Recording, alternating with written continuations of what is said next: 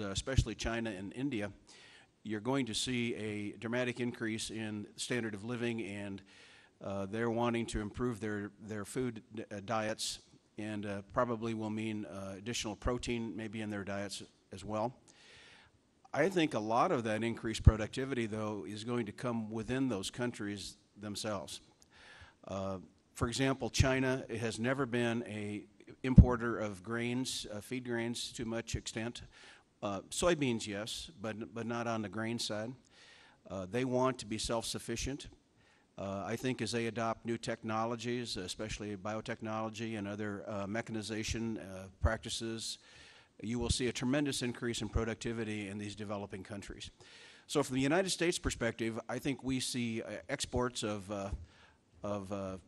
grains and soybeans and meat products maybe growing to a small degree, but really not a huge growth area. They'll probably remain relatively flat.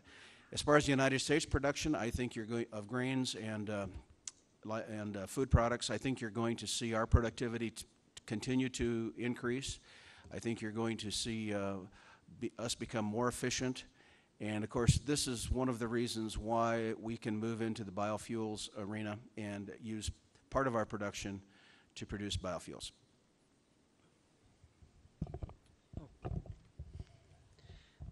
I think I would mainly agree with what Ron just said, and we share his view that we have a great productivity potential to tap into.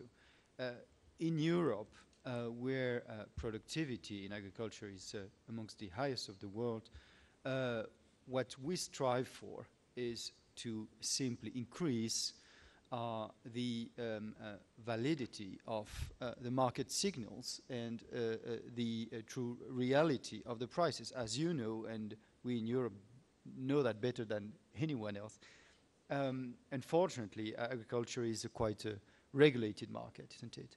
So the name of the game now in Europe is to liberalize as much as possible these markets and let the market play. And we're a strong believer that with the medium-term evolution that Ron and the other speakers just described, we will have a tendency of, again, having higher food prices, which will send the right signals to the farmers. And commodities evolution being cyclical, we will certainly have a market response in terms of additional food productions.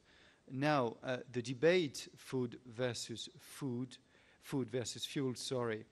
need also to be put in perspective with the fact that we in Europe are mainly doing biofuels with sugar beet, for example, which is not suitable for food production.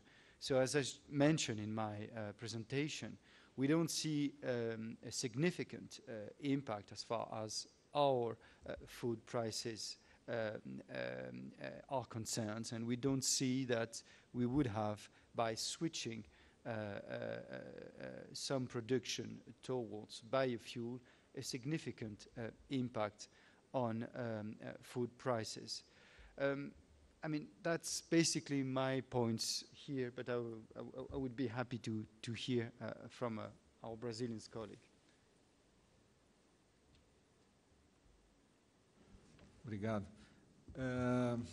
O Weber me deixou 3 questões aqui e eu inicio minha fala tentando responder algumas das questões formuladas no que diz respeito ao que fazer para melhorar essa condição de produção. Eu acho que pouco se fala a questão de sustentabilidade do produtor rural. Eu acho que esse é um dos grandes problemas, né? A população urbana, a mídia, muitas vezes se preocupa com fatos e esquece que tem uma grande massa de trabalhadores produzindo energia, produzindo alimento, que precisa da sua sustentabilidade.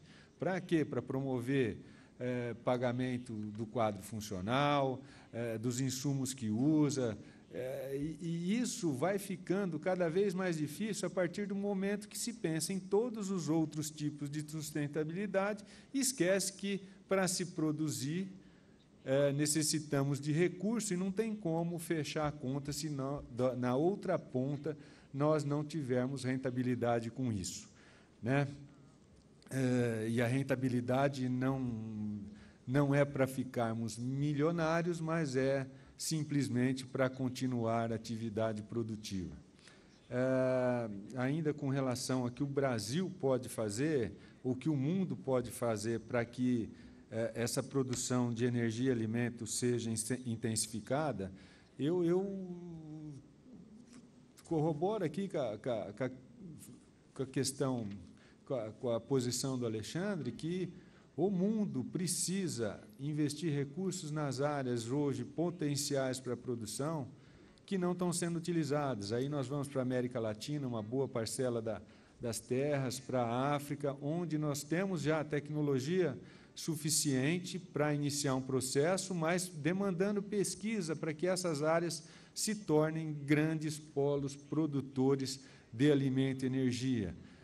Com relação à rotação de culturas a que eu me referi, é lógico que os países de clima temperado teriam dificuldade, porque tem a questão climática, mas os países entre os trópicos, isso é muito possível e viável. Então, eu acho que cabe um esforço mundial para que essas áreas sejam ocupadas com produção de alimentos e produção de produtos que contemplem a energia. Ainda uma terceira questão, com relação a quanto hoje nós temos de área sendo plantadas em rotação, Heber.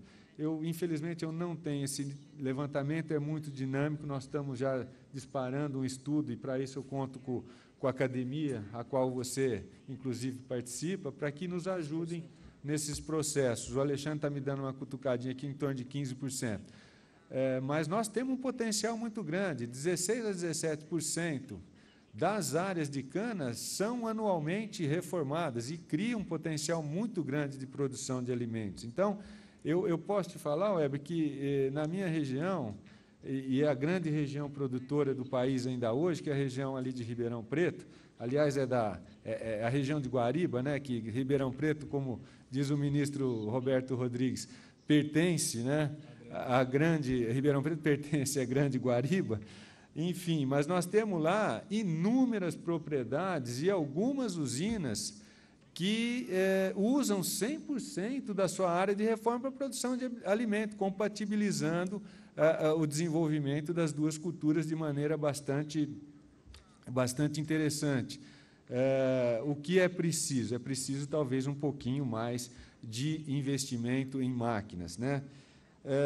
A questão da pastagem, você lembrou bem, e aqui eu acho que o último levantamento da Secretaria de Agricultura do Estado de São Paulo mostra isso claramente. Nós tivemos um avanço muito grande das áreas de cana nas áreas de pastagem, né, diminuindo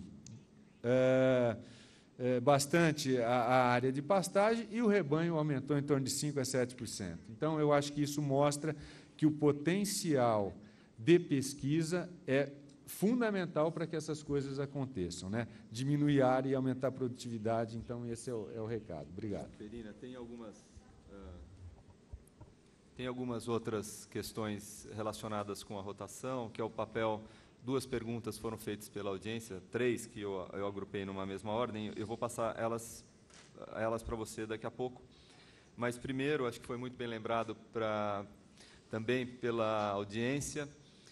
A gente está numa sala da sustentabilidade e pouco se falou sobre a questão da água e, especialmente, o uso da água ou a água como potencial fator limitante para a produtividade, para o crescimento dessas culturas.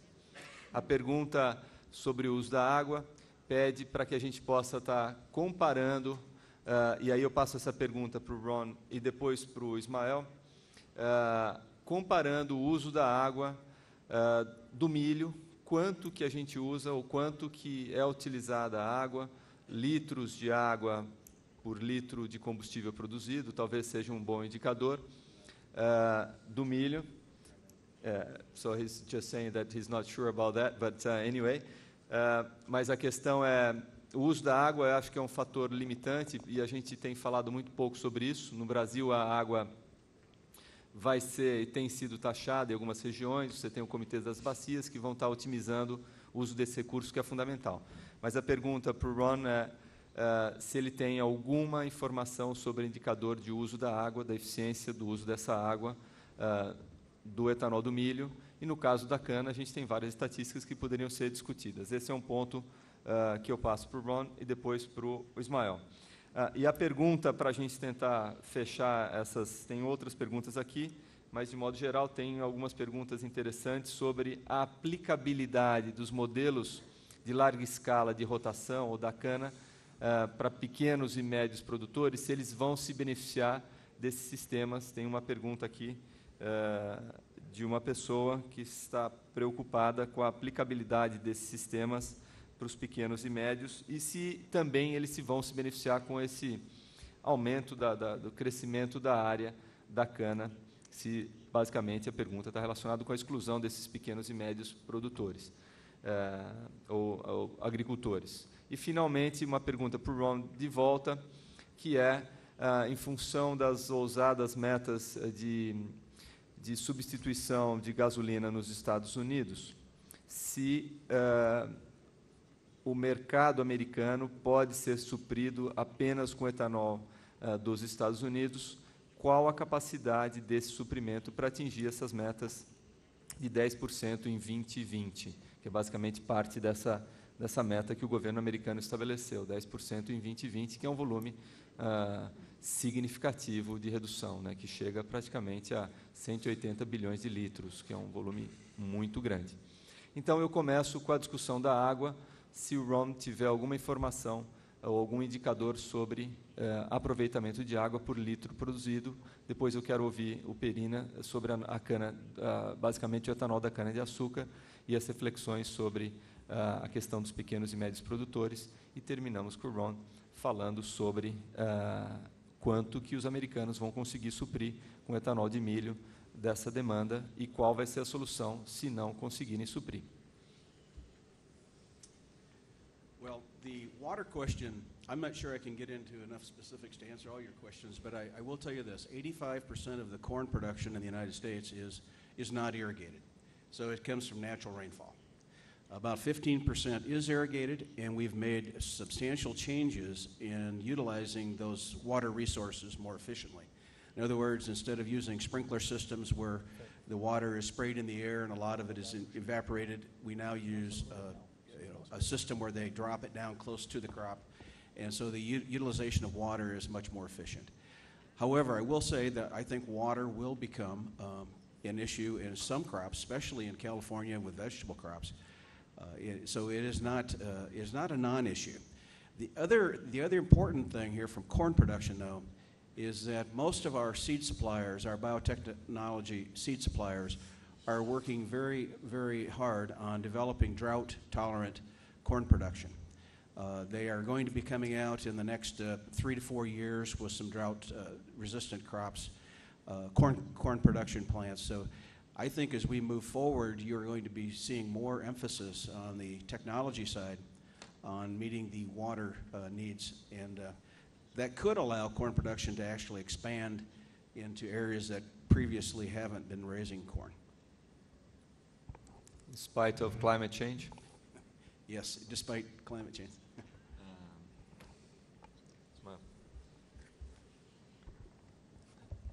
Da mesma forma, eu não sou especialista no assunto, mas a questão que eu gostaria de comentar é que boa parte utilizada para a produção de cana da água do solo, ela é reciclada. Então, nós temos um excedente de água que vai junto com a cana para a usina, né? E os processos industriais têm trabalhado muito essa questão